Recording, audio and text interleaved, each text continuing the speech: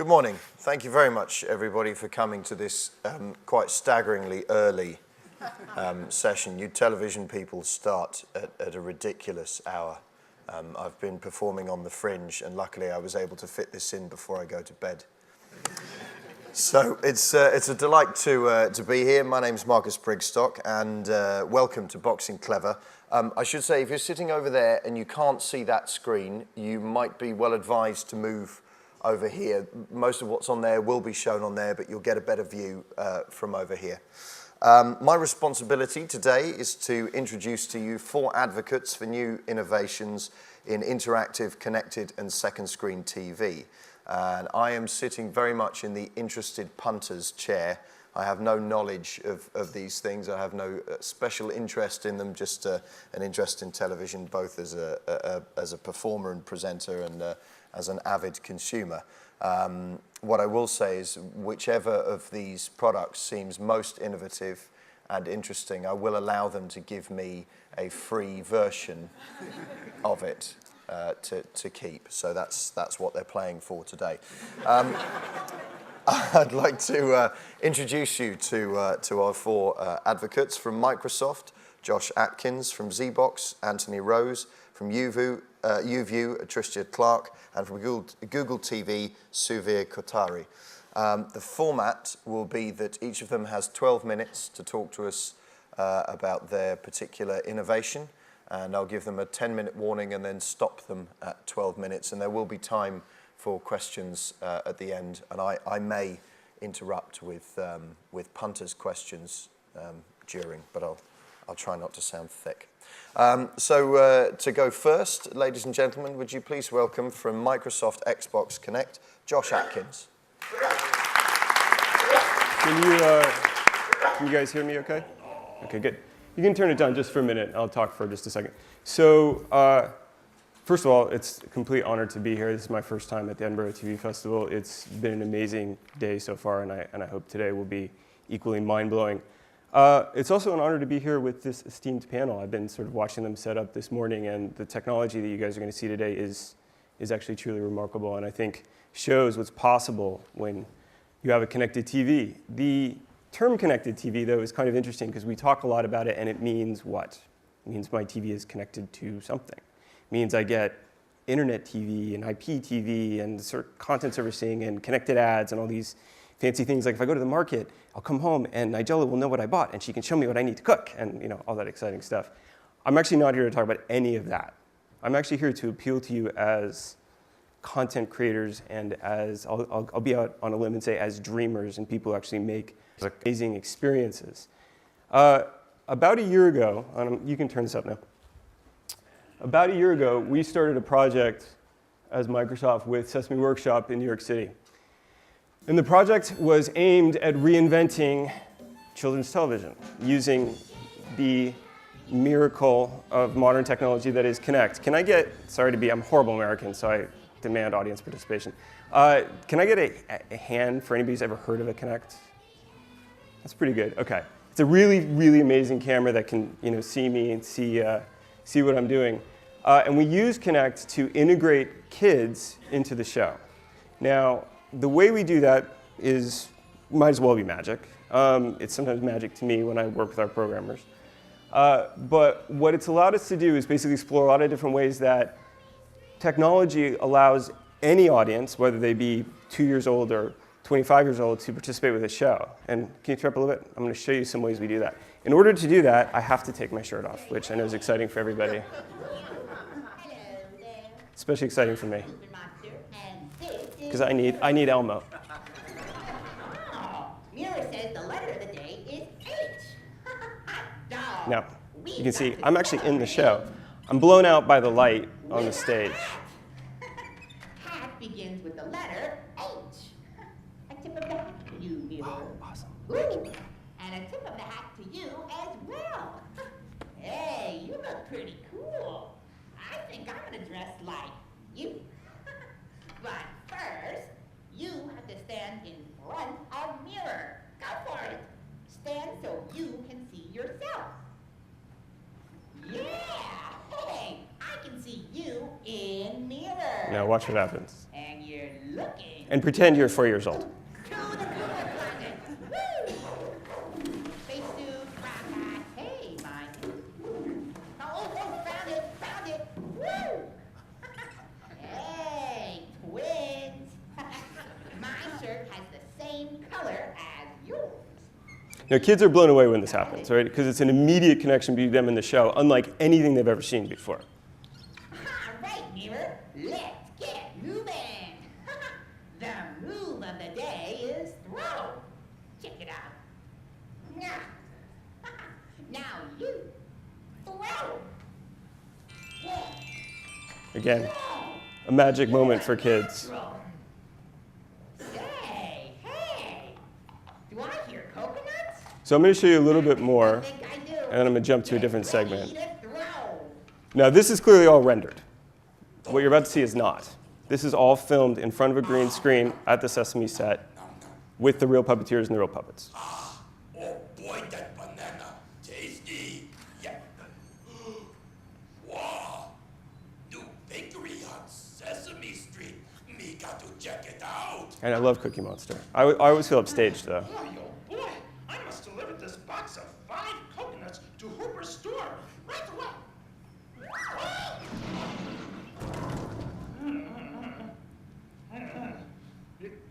Can you guess what's going to happen? I seem to have spilled all of my coconuts. Please help me. Throw a coconut into my box. Go ahead, throw a coconut to me, and I will catch it.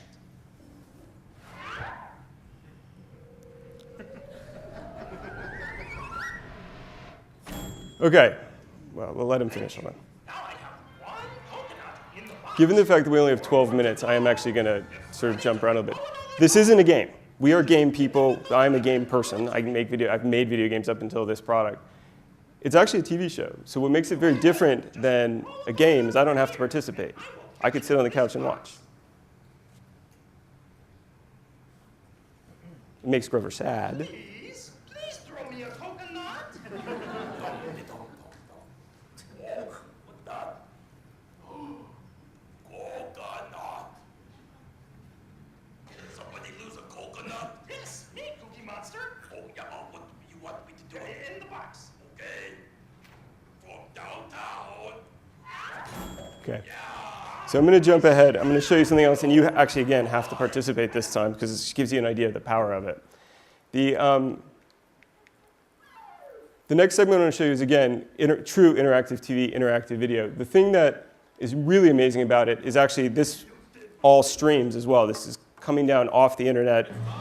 And it's an amazing accomplishment to say that not only are we streaming TV, we're streaming interactive TV now. Now, watch what he's going to ask you to do something, and I am going to ask you all to play along here.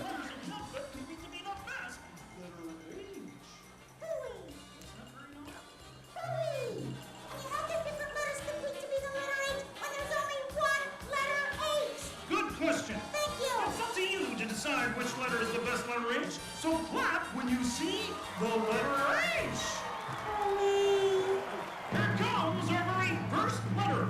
If you think it's the letter H, clap your hands.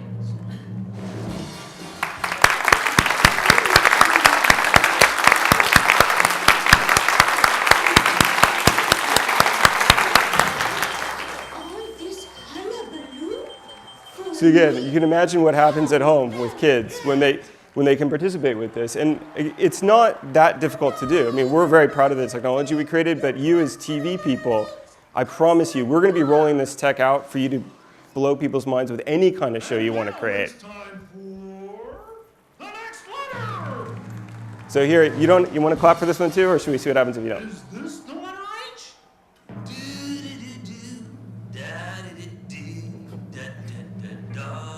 Oh dear, I wish this were a sensible show. That can't be the letter H, guy, because it is definitely the letter D. Oh dear, you detected me. I'm indubitably the letter D. Yes, keep doing what you are doing, Okay. Judge at home. So I'm going to show you one last thing really quickly. So these are examples of how you can take existing video and essentially allow anybody, in this case children, to interact with it. I'm going to show you what happens when you actually put kids in the TV show. And again, remember, pretend that I'm 4 years old, which my wife does frequently. This is Elmo's world. Now, clearly, Elmo, I'm a fan of Elmo. Here I am. Now, same kind of, this would appear in the middle of a show, and kids would see themselves in the TV. But if they raise their hand, they can actually interact with what's on screen. So that's pretty cool, right? And it's, you know, it's great for kids. I'm sure you brilliant creative people come up with a way for adults to find this meaningful as well.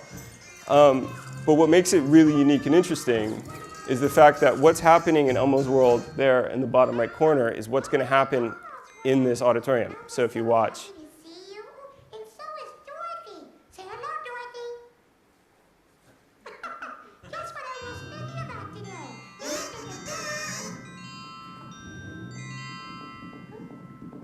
Whoa, did you hear that? That sounds like... Somebody say, whoa! Oh, no, sorry, horses. I didn't mean wow. I meant wow. Keep going, get it Wait, Elmo's thinking about horses. Elmo wants to learn even more about horses. How can we find out even more? Who could that be? Want to talk to a horse? Oh, yeah, we could So when the horse appears in the show, it appears in my house. Well, thank you. Welcome. So that's the gist of it. Nay.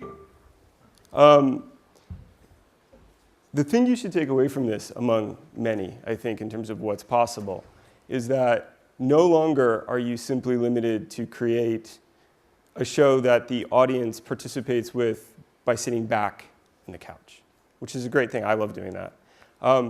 You can create a show where the audience participates by standing up. They participate by talking to the TV. They participate by waving. They participate by clapping. They participate by exercising. And this brand new horizon, I think, is a little bit, I'm going to be really bold because I really enjoyed last night's keynote and possibly I misinterpreted it. Ms. Murdoch said something last night that really struck a chord with me, which was about creating experiences that connect their audience with what's on screen. Now, the emotional connection that you people create with your characters and the narratives you tell in the audience, without question, is the greatest form of entertainment the world has ever seen. And I'm constantly in awe of it. However, I think when you start to introduce new technology and what we've just demonstrated today, there's a brand new world out there for you that has nothing to do with a new EPG. It has nothing to do with TV apps. These are great things. I love them. We have them on the Xbox. They're awesome.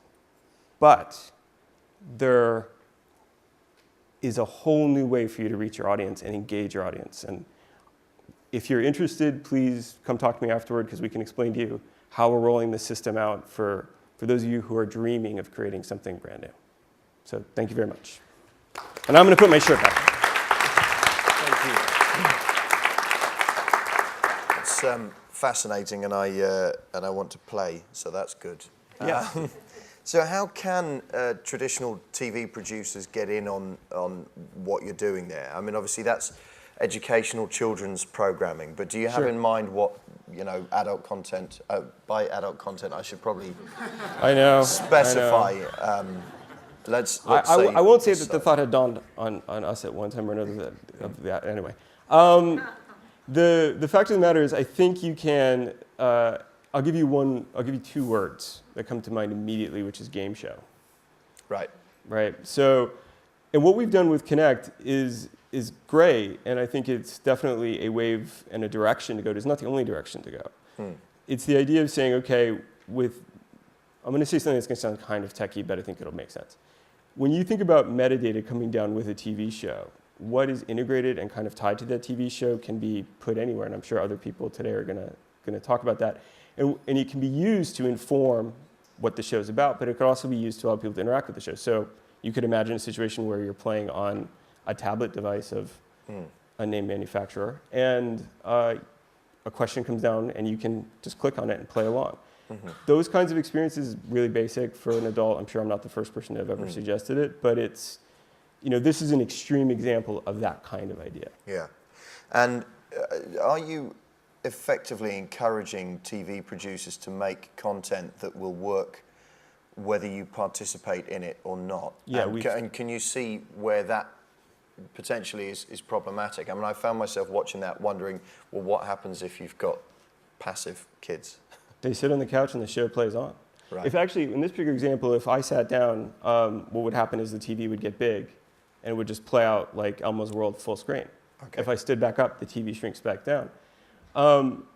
The idea of passive sort of absorption of the content, or passive viewing, is actually a critical part of this product because you never have to get up and engage. Mm-hmm. I do love sitting back on the couch and watching TV, and I think it's fantastic. I love the idea of being able to stand up and participate somehow, or lean forward, I think is maybe a better metaphor, and participate somehow. Excellent. Thank you very much. Josh Atkins from Microsoft Xbox Connect. Okay, next I'm going to ask Anthony Rose to tell us about ZBox. Please welcome Anthony Rose.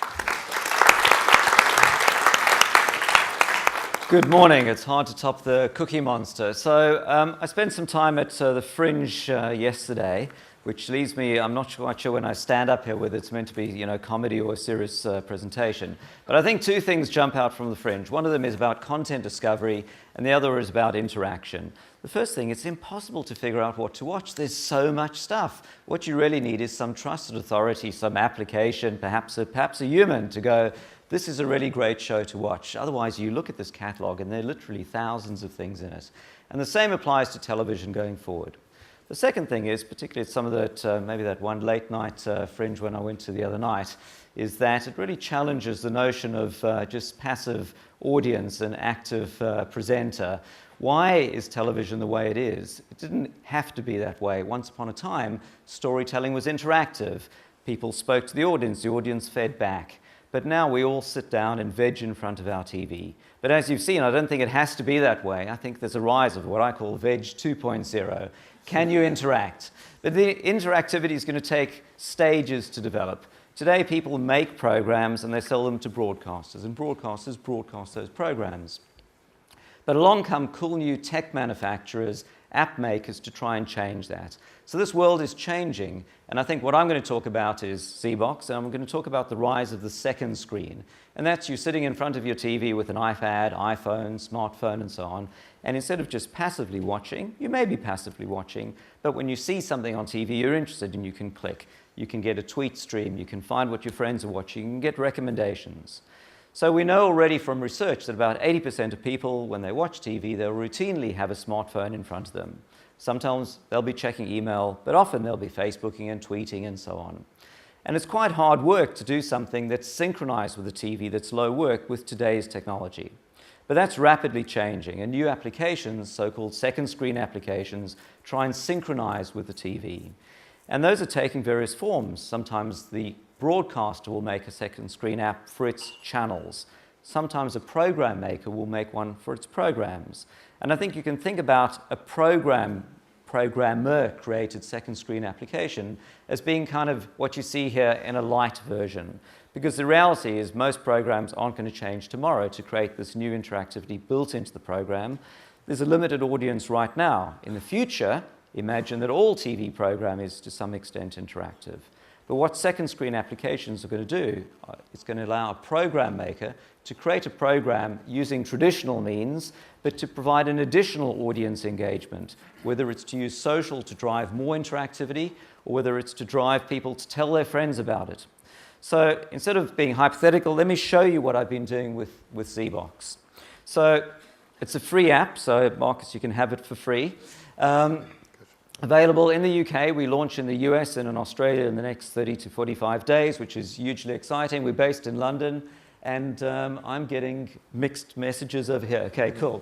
So that's deeply confusing. All right, so you're in front of your TV. What do you want from this ideal application you'd have on your smartphone while you watch TV? Well, the first thing is content discovery. As there's more and more things to watch on TV, how do you decide what to watch? And in the same way, when you go to a Chinese restaurant and you look at the menu and there are hundreds of items on the menu, you look at the chef's suggestions. Can you have an application that tells you what's hot, what your friends are watching, what you should be watching? The second thing is social. Can you connect with your friends? Why do you have to watch alone? You're watching the Olympics ceremony, and you know millions of people are doing it, but you're doing it alone at home. And that doesn't need to be the case. You can watch virtually with others. Second, and the next thing is buying things, I think. You know, advertisers spend millions to create desire for you to buy something. Why do you have to remember to go and buy it later? Why can't you click and get it in one go? And why can't you, when you're watching the cooking program, click to get the recipe and link it to Tesco and all these things? Now, people have been talking about this for years, interactive television, and you'll see some propositions that seek to bring it onto the TV itself. But the problem is your TV is a nice big thing. You're not going to take it out to the tip every time new technology comes and buy a new one. There's a large transaction cost of getting a new TV. And I think the second screen, these free apps you can have in 60 seconds are going to change all of that. And it won't only be big companies that can create it. It can be thousands of dot-com companies that will innovate, that will create new platforms that let developers and program makers create things around it. So to give you an example of the set of things that we do with ZBox, we stick up aerials. Our aerials ingest live television, so more than 80 or more than 100 channels in the UK. And we use speech recognition and subtitle extraction. We run it through a natural language processing system, and we extract the meaning out of television. So in the same way Google spiders the internet, our servers analyze what's playing second by second on TV. And if a presenter or the show mentions a word, polar bear, we search Wikipedia, we search information sources, and we bring you information on that. And we bring you the sort of ticker of information within a couple of seconds of somebody saying something or an ad on TV. So think of it as this magic search engine that's searching the program or the channel that you're watching. The next thing is around content discovery. So as you get more and more programs to watch, your TV guide becomes a poorer and poorer user experience. You're scrolling through hundreds of channels going, what's happening? Which one should I watch? So we reinvent that. When you run ZBox, the homepage, and this is a preview of our new version, shows what's hot, what people are talking about, what's popular, which ones are being featured by the broadcaster, which ones are super enhanced, which your friends are watching. So in a nice, easy way, you can find something to watch. Now, one of the cool things we do is we act as a remote control. So these horrible plastic remote controls that have been around for yonks, those are on the way out. In future, you'll see, hey, Bob's watching this program. You tap on your screen, and if you've got a smart TV from Sony, Samsung, Panasonic, if you've got a Virgin TiVo box, and hopefully soon a Sky Plus box and so on, ZBox will find it on the network and just act as a remote control, and your TV jumps to that channel. But there's another way of finding things as well, which is what your friends are watching. And this is the social piece. If you log in with Twitter or Facebook, we create this virtual social graph, and as your friends or as you watch something, it goes out into the network. And if you don't want your friends to know, you can put your privacy mode on. But you get an activity stream, what your friends are watching. You can see they're online if they're watching something. And based on that, you know who you can chat to, what perhaps you might want to watch as a result. Maybe you want to watch alone. Maybe you want to, around a sports program, get involved and chat with others. If you're looking for a slightly more traditional EPG experience, you can also go to this other view, and you can see the programs in regular channel order with BBC One at the top as always, but you can see what your friends are watching. And on the side, these are your friends, and as they change channels, you can see them move around.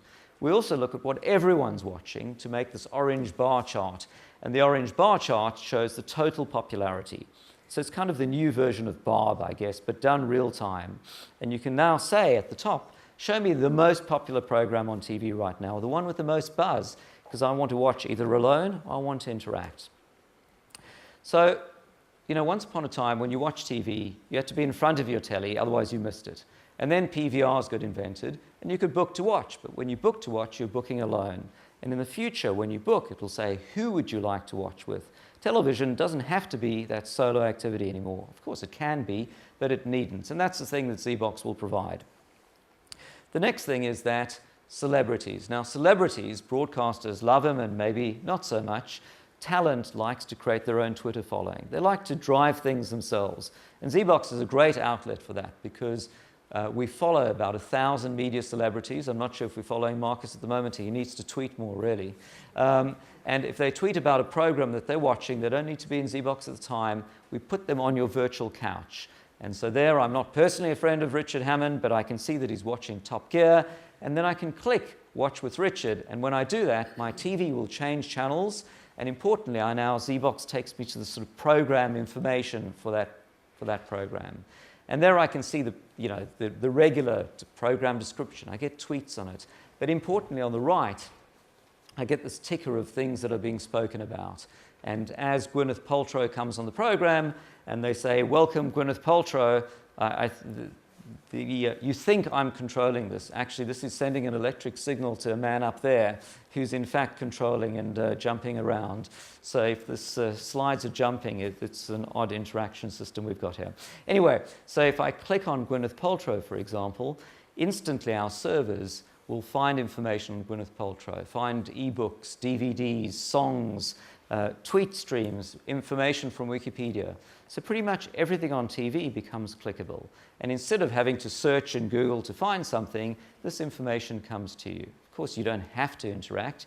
You can sit there passively. And in some programs, it makes sense to sort of put it a bit to the side. In some programs, you really want to interact. And some things like Big Brother, well, in the future, you couldn't conceive possibly watching it without being part of that virtual room. So if it's a commercial item, there's a movie camcorder, you can click on it and it can take you to Amazon immediately to buy it. Again, it takes the friction out of things perhaps that you could do today. But for advertisers, when you buy an ad on TV, you're buying it at about ½ cent per view. When you buy an ad on the internet with Google, you buy it at about 50 cents per click. So television advertising is going to get reinvented. And it's going to get reinvented by things like ZBox, which is if there's an ad on for Virgin Media on TV, you can click ZBox and instantly the advertiser can, for instance, buy a second screen ad in ZBox. So that will really change the way advertisers, where they spend their money. Will it go to the broadcasters? Will the broadcasters invest in the second screen? So, for example, when an advertiser wants to buy an ad today, they have to buy it against a given program and a given channel where the broadcaster decides where to run the ad. But imagine in the future, an advertiser can buy a keyword mentioned on TV. It's kind of like Google AdWords, but for TV. And so as you're watching TV, the good people from Adidas who sponsor Ashley Cole, whenever the word Ashley Cole is mentioned, an ad can come up. Now, you don't want to spoil the user experience, so what we've done is if you click on something in a topic page, they can buy that space. A totally new way of buying TV advertising. But I think the dream isn't for us, smart tech people, to try and create new propositions around programmers' content. It's for programmers to use this new technology to reach audiences and really create that next-gen proposition. And in some cases, it may be through Connect, but in others, it will be something that we call OpenBox. An OpenBox is a platform that we create where where program makers can use HTML5, simple web techniques, to plug into ZBox. So instead of a broadcaster making an application for each program, which isn't scalable for them, and instead of you as a consumer having to download the X Factor app and the £1 Million Drop app, people can create these within ZBox. And so here's something that we did for Eurovision where, despite Mr. Humperdinck's best efforts, including tweeting from ZBox to come vote, it didn't work. But you can see there's real-time voting and polling within ZBox. You're getting, as people talk about the songs or as the acts come on, there's instant tags you can click on. You can get the songs in iTunes as people come in. So the whole thing comes to life and is interactive. What Sky did with Got to Dance, which was really cool, they got the winners from last year, Chris and Wes, two completely crazy comedians, apart from being good dancers. And they gave them an iPad, put them in a studio, and got them to do alternate commentary. They then filmed it, and the live video stream was broadcast through ZBox. So you're watching Got to Dance on your TV. The presenters have to be reasonably nice to the contestants. But then these two crazy guys would be playing in ZBox. So you turn down the sound on your TV, you turn up the sound in ZBox, and I guess you get the no-holds-barred alternate commentary. And it was a slightly odd experience, but it was amazingly cool and shows what happens when programmers can start using these new platforms to engage in different ways. what we do around sport, for example. You can be the ref. You don't have to watch alone and throw things at the TV and yell and so on. You can now do it with others. And if you click foul, it blows a whistle, but it talks to the social universe, and you can see who else is shouting, get in, and so on. Around race matches and so on, you get instant feedback, who's winning, what the tire changes are, all the information. So when you get bored during that 3-hour-long F1 race, ZBox really brings it to life and keeps you interested. And I think finally, and this is not the consumer pitch, this is the broadcast or media pitch. People talk about it being data is the new oil. And today, broadcasters quest for that audience knowledge.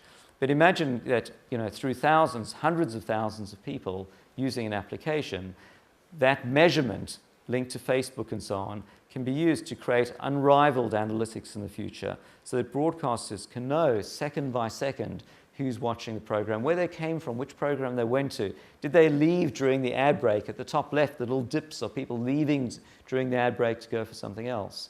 So the arrival of these sort of applications are ready for a consumer, and here's my Marcus pitch, going to be in seconds. You can get a free app that will really change the way you're going to interact with TV by finding new things to watch and by having a great new time as actively or passively as you want while you watch. Thank you.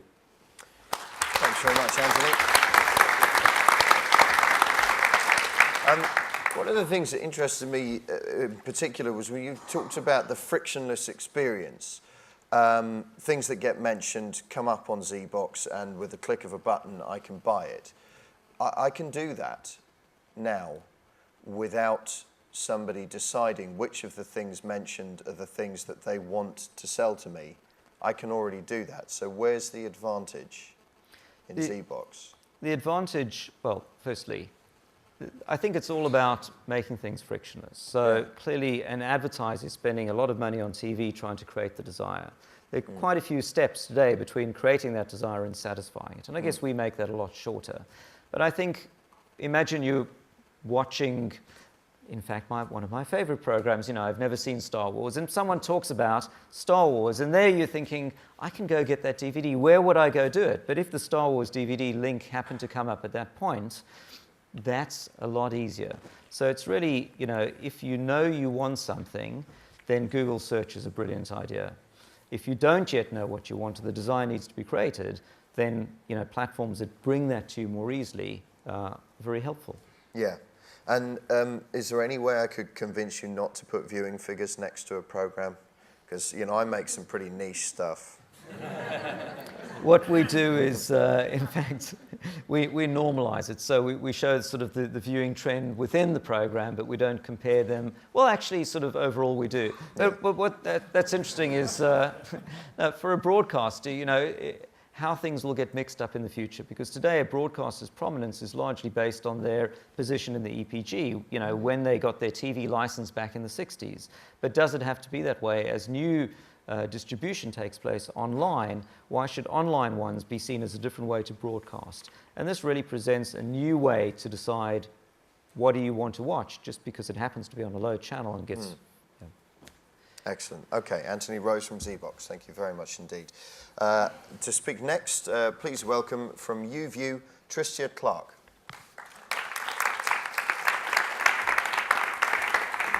Hello everybody, good morning. Thank you, Marcus. At UView, we too are definitely talking from a punter's point of view.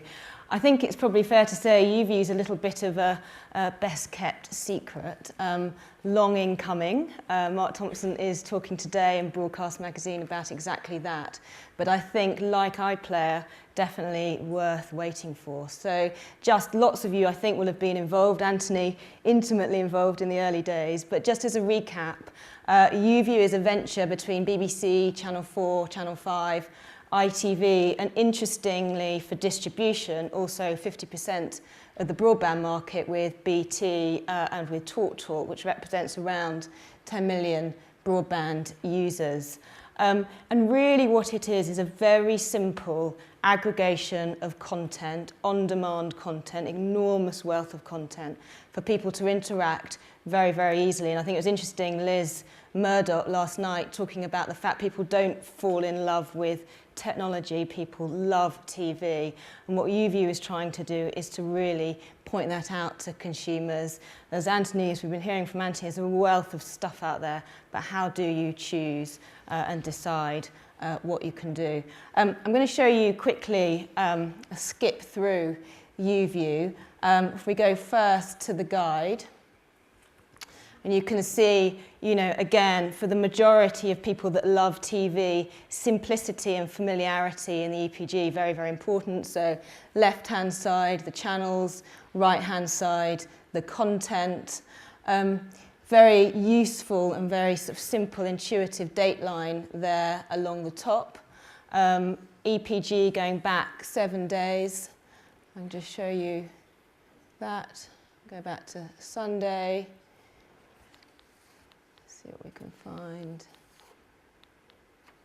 And effectively what this will do is load up the relevant player, iPlayer, ITV player, 4OD, etc.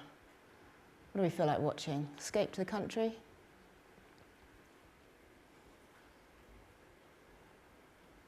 So ultimately,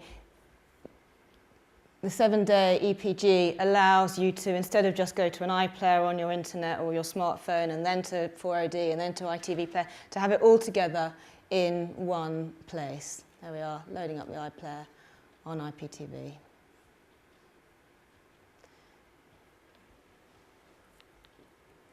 We go then to the on-demand section.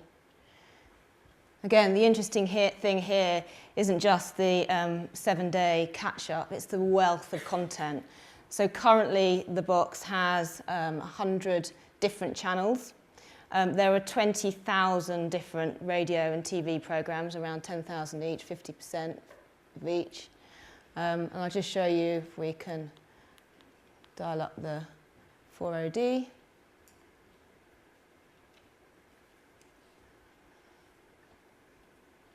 And that comes on pretty seamlessly, and then able to search through a whole wealth of content there.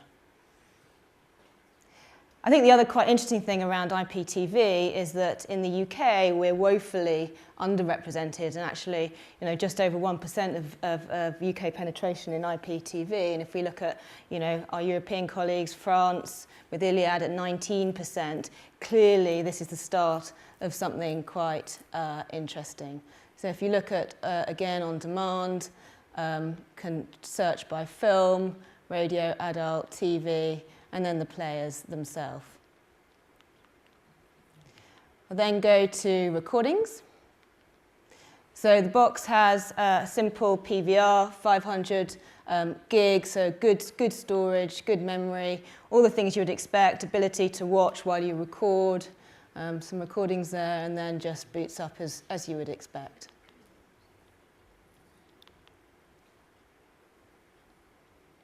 There we go. And I think one of the really interesting things for YouView, and again, for customers that, for consumers and viewers of TV, that, you know, they may have tried iPlayer, they may have tried YouTube, but actually what they want to do is have an edited version, is that on the TV having a search functionality. So if we search here for Olympics, you can see highly intuitive, with the O coming up. And straight away, we've got options to go to the ceremonies. And again, the iPlayer will come up, and the ceremony is right there.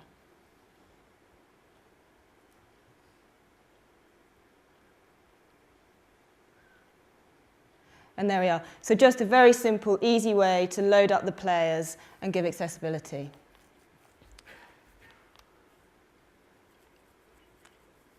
Now, the interesting thing for program makers, for producers, for content providers, is that over the course of the last 2 or 3 months, YouView has had nearly 140 providers coming and expressing an interest to come on the platform. We're delighted already we have Now TV from Sky that have joined the platform.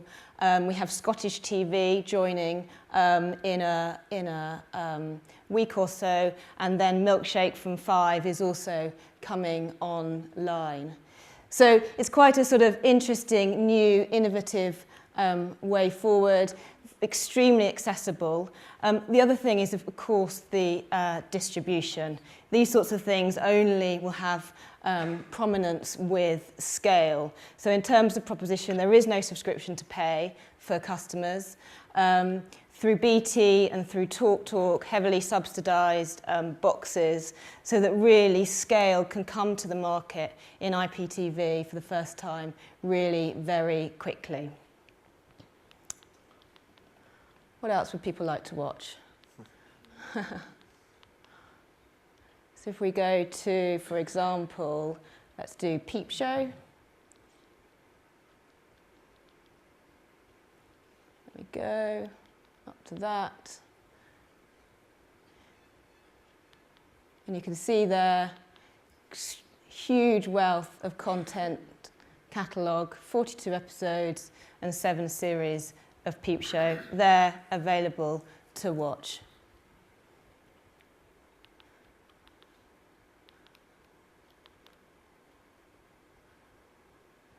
So, as we've said, it is a best-kept secret. It's been a little while coming. It is an incredibly complex project to bring all of the players and all of the content and all of the on-demand content together. And I think for viewers of TV, actually what the result is a very simple, very intuitive user interface that is an open platform and that is looking for as many content providers to come onto the platform as quickly as possible. And in the 140 providers that have expressed an interest to come on, we've seen some very interesting genres. So quite a few requests from regional, very bespoke regional TV channels, retailers looking at doing shopping channels, putting shopping channels onto the UView platform, very kind of genre-specific sort of motor car or transport providers. So all sorts of things that are either niche or indeed mass to come onto the platform and benefit from, I guess, the simplicity and the accessibility that we know principally a Freeview audience, so 7.5 million Freeview viewers who are looking for a little bit more content, a little bit more ability to interact, to search, those sorts of things. And then also to start to move into a pay TV world, to try some things out, but not necessarily want to pay big subscriptions, 60, 70 pounds a month, to try some things and see what pay TV feels like, whether that's sport or film, etc. So it's an exciting time for UView. Over the next 12 months, we launch to consumers in the autumn. We're also looking at companion apps. We have a second screen application that will be available in the next 12 months, and it will give principally viewers the ability to remote record. And then, as I've talked about, bringing other providers onto the platform as quickly as possible and as an easy and accessible way as we can. Thank you, Marcus. Excellent. Tricia Clark, thank you very much indeed. So you need a telly and a broadband connection and this box. That's it. And that's it. So you don't need anything else to watch TV? So all you need is a broadband connection, yeah. Your TV, the box, and a TV aerial. Okay, all right. And how much is the box? And the box currently is in retailers at £299. But as I've talked about, the real scale comes with the distribution via TalkTalk and via BT. TalkTalk recently just announced their proposition, and what they've agreed to do is just give away the box as part of their phone and broadband package. So for £14.50, UView will be free. And then you get UView. So you get your calls, your broadband, your box, and then no subscription for So you don't, because £299 seems an awful lot, I think. You don't anticipate people having to pay that if they haven't already got a I mean, broadband connection as or anything in consumer electronics, I'm sure the cost of the box will come down over time. But the real advantage here and the difference, I guess, as part of the venture is having distribution via both TalkTalk and BT, who will bundle it up as part of their phone and broadband propositions. Yeah. Okay. Thank you very much, Tricia Clark. Now from Google TV, would you please welcome Severe Kotari? Thank you, Marcus.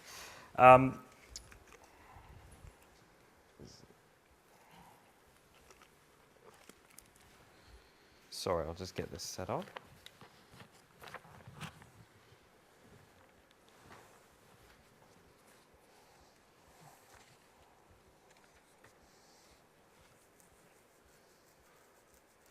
So, thank you everyone for coming. This is, I think it's quite hard to follow these three illustrious colleagues here because they've talked a lot about what interactivity and in bringing the internet to TV is all about. Google TV at its core, for those of you that don't know, is really about bringing all of the things that we've talked about, the two-way interaction, the access to the open internet, access to new content, to your TV screen. We partner with manufacturers like Sony and LG to build software into their products. In this case, I'm going to be demoing on the Sony box, which is launched in the UK. And what that allows you to do is basically integrate your live TV experience with additional content and interactivity from the internet. So I'm really going to focus mainly on the apps today that we have on our platform to show you, as a content owner or content producer, the kinds of things that become possible once you have this kind of two-way interaction with your consumer. So you're watching live TV, you press the home key, and you can see up pops a bar of apps. This is going to be very familiar to anyone who's used a smartphone or a smart TV in the past. And what we've really focused on is making it really fast and simple to access new content. So I'm going to start with our YouTube app. YouTube, I'm sure, as all of you know, is very widely used across phones and tablets and laptops. And we're starting to see more and more people using it on TV. And this is the cutting-edge version of YouTube for the TV. So one of the things we've realized, obviously, is that TV is a lean-back experience. As you said, it's kind of passive. And so usually people really want to just sit back and watch what they want to watch. They don't want to hunt for the next video. So we've tried to make it really easy for people to just sit back and watch videos. We automatically generate a playlist for you of videos based on whatever you've searched for, whatever you've chosen, and let you watch without having to interact. But if you do want to interact, of course, we make it really easy for you to do that. So what I'm going to show you is actually a playlist of content that I had already saved on my laptop, a couple of videos that I wanted to showcase. As a content producer, I think it's very important for people to think about how they can help people discover that content, or even how they can just create a different paradigm for people to find what they want to watch. So that's really it from me. Thank you. Excellent. Thank you very much, Severe.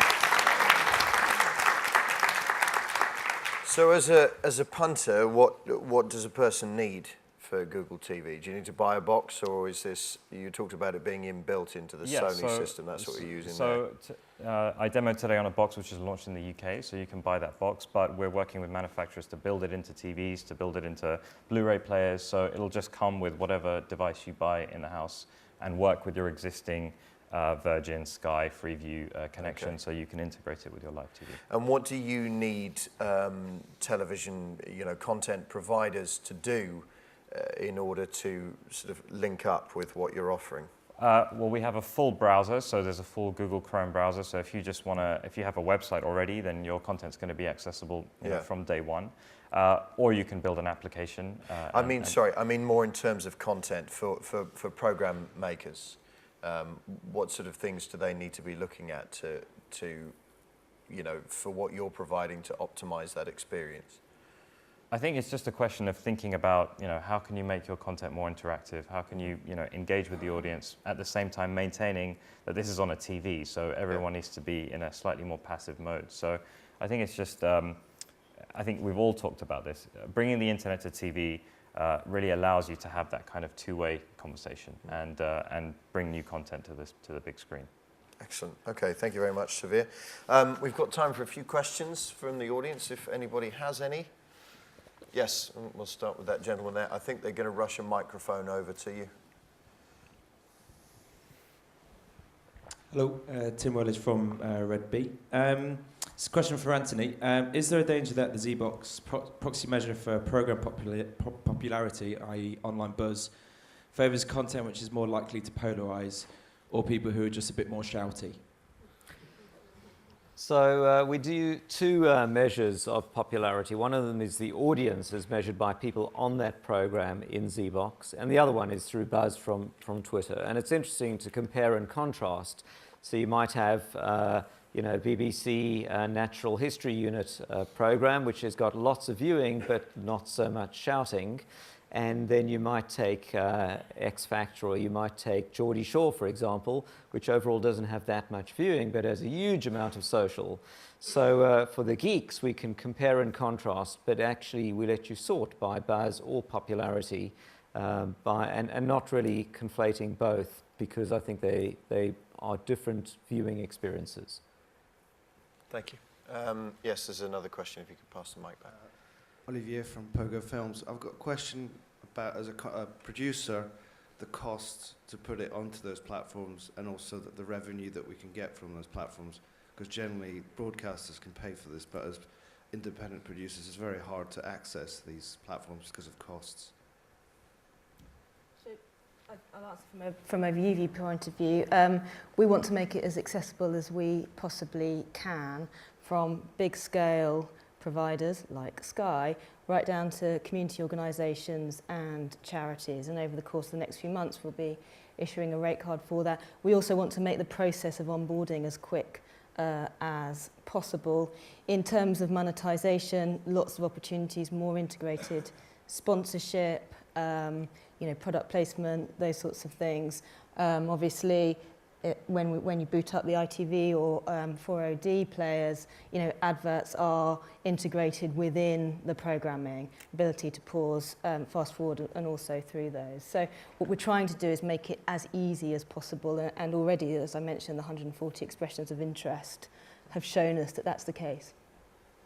Yeah, I think, from the perspective of Google TV, it's just bringing the open internet to your TV. So it costs nothing to upload a video to YouTube. And as you can see from some of the content there, people are starting to produce very high quality content with just a camera in their bedroom and deliver really good experiences. So getting onto Google TV devices is really straightforward. You have a website, or you have a video on YouTube. Again, in terms of monetization, YouTube has advertising. We have revenue shares with our partners, so it's a good mechanism to kind of bring that money into the ecosystem. Any other questions? Yes, there's a gentleman at the front here, and yes. Hi, I'm from Glow Labs. I think it's quite apparent how developers can get an application onto Google Play, but how can we get access to UView and even for the HTML5 stuff on ZBox? Again, over the course of the next few months, we want to make it absolutely as easy as possible, focusing now on provision of existing content, aggregation of existing content, but absolutely looking to invite providers of apps as quickly as we possibly can. Absolutely is an agnostic kind of open platform for everybody to join. And I guess the other point is the scale and the distribution that the broadband providers bring to that, so that it's not just, it's going to sit there and wait for people to come see it. Scale can come relatively quickly. In ZBox, I think I look at it as three circles. So the first inner one was us enhancing shows ourselves. The platform wasn't really ready. The next step is to work with a limited number of broadcasters, and you've seen with Sky, ITV, BBC, and so on. But the next step is going to create open APIs, and you're going to see some announcements over the coming weeks about that. And I think importantly, we're working with people who make broadcast graphics tools, so the people who create broadcasters, the tools they use to overlay graphics on their TV, they'll be able to use those very same tools to say, show this on TV and show this in ZBox. And I think at that point, it becomes completely seamless and frictionless for a broadcaster to provide interactive experiences and non-interactive on their TV, but truly interactive ones on these second screen propositions. Excellent. I'm sorry that is all the time we've got, but I'm sure people will make themselves available afterwards to answer more questions. I hope that it's been interesting. Certainly, we thank you very much indeed for coming. And would you please give a big round of applause to everybody. Josh Atkins, Anthony Rose, Tristan Clark, and Sylvia Kotari. Thank you very much. Thanks, everyone. Very good.